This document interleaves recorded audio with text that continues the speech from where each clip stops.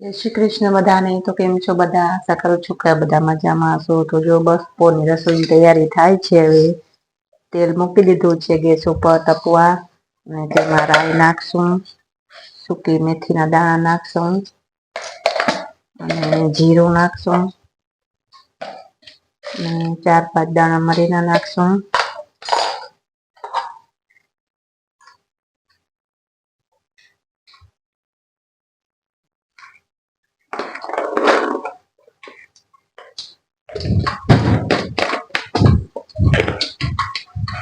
ત્યાં ઢાંકી દેશું આપણે.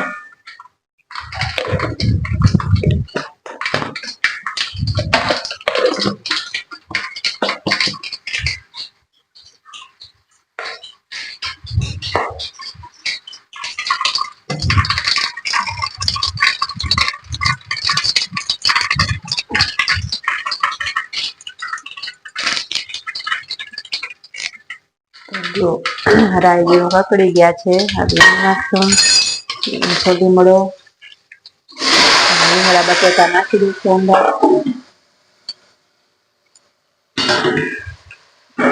તેને સારી રીતે આપણે હલાવી લઈશું.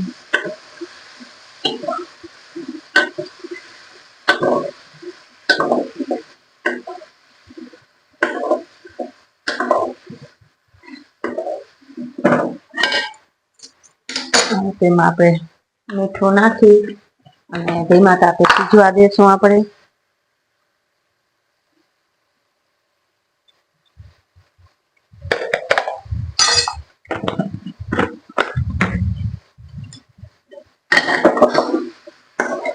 હલાવી આપણે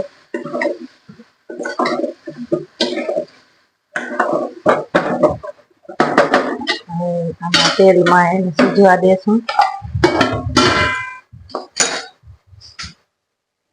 તો જો અહીંયા આપણે લોટ બાંધીને ગોળા રેડી કરી લીધા છે, અને હવે ગેસ ઉપર તાવડી મૂકી દીધી છે, અને હવે આપણે રોટલી બનાવી લેશું. સૌથી પહેલી રોટલી આપણે ગાય માતા માટે બનાવશું.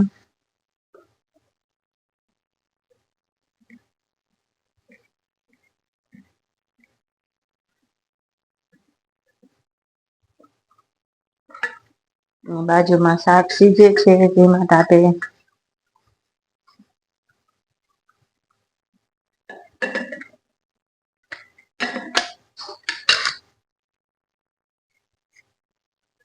તાવડી તપે ત્યાં સુધી આપણે 2-3 રોટલી વણીને રાખી દઈએ.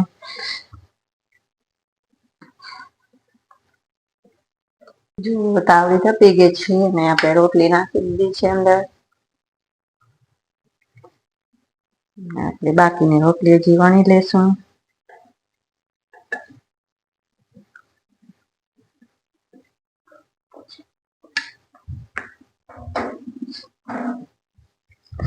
જો મારા ઘરના બગીચામાં કેટલા સરસ ફૂલ ખીલ્યા છે.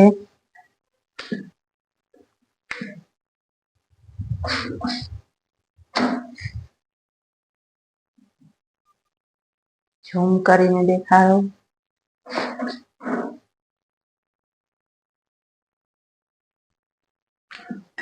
કેટલા બધા તોડી લીધા છે, હજી આટલા પડ્યા છે ઝાડમાં.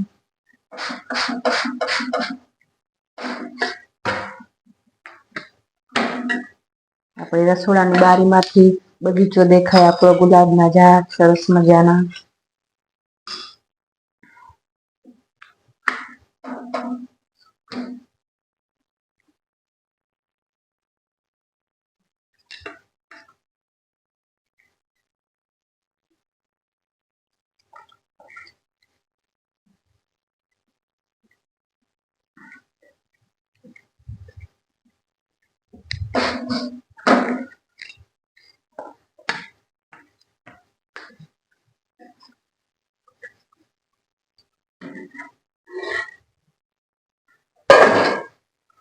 જો હવે આપણે અહીંયા આદુ લસણની પેસ્ટ નાખી દઈશું.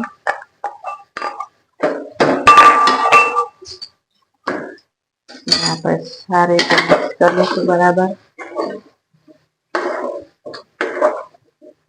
લસણ જરાક પાકી જાય પછી આપણે ટામેટા અને મરચાં નાખીશું.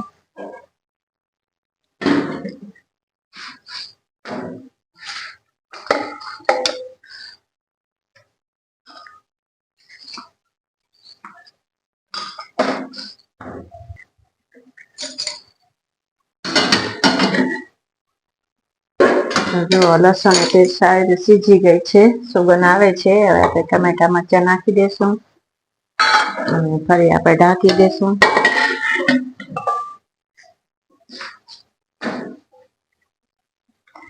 બે રોટલી બાકી છે એ પણ આપણે કરી લેશું. એટલો મોટો થપ્પો થઈ ગયો છે જો રોટલીનો.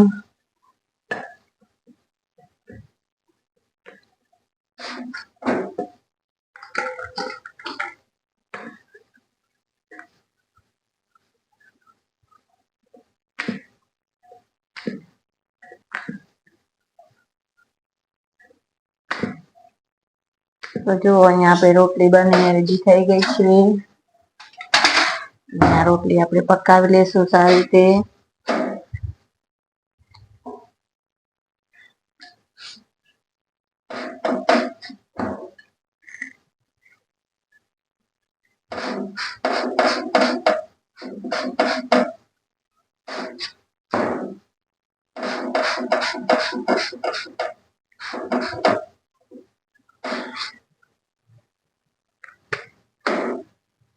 ઘી ચોપડી લેશું અને આમાં જોઈ લઈએ આપણે ટમેટા સીજ્યા છે કે નહીં.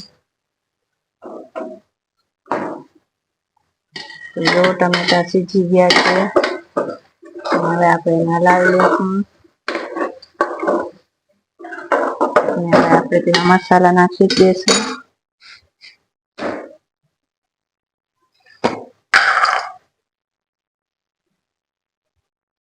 હળદર નાખીશું,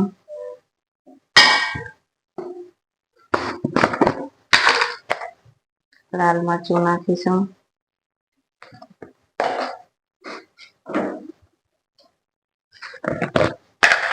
અને ધાણા પાવડર નાખીશું.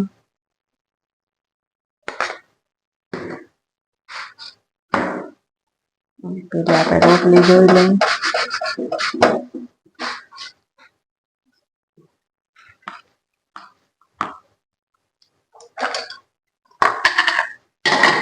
આપણે સારી રીતે હલાવી લેશું.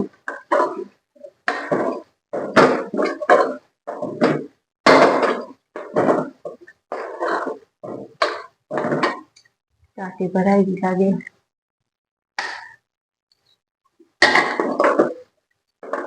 હવે ગરમ પાણી થાળીમાં હતું એ આપણે આ લસણની પેસ્ટ વાળું કરીને નાખી દેશું.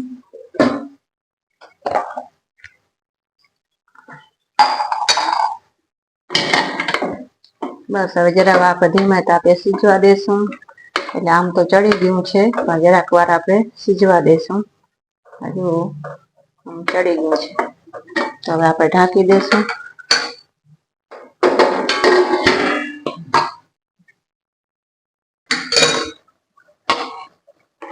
તો જો આપણું શાક બનીને રેડી થઈ ગયું છે. હવે તેમાં આપણે કોથમરી નાખીશું.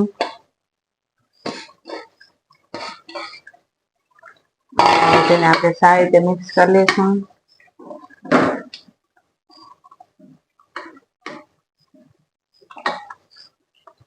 તો જો સરસ મજાનો કલર આવ્યો છે, શાકનો સીજી ગયું છે.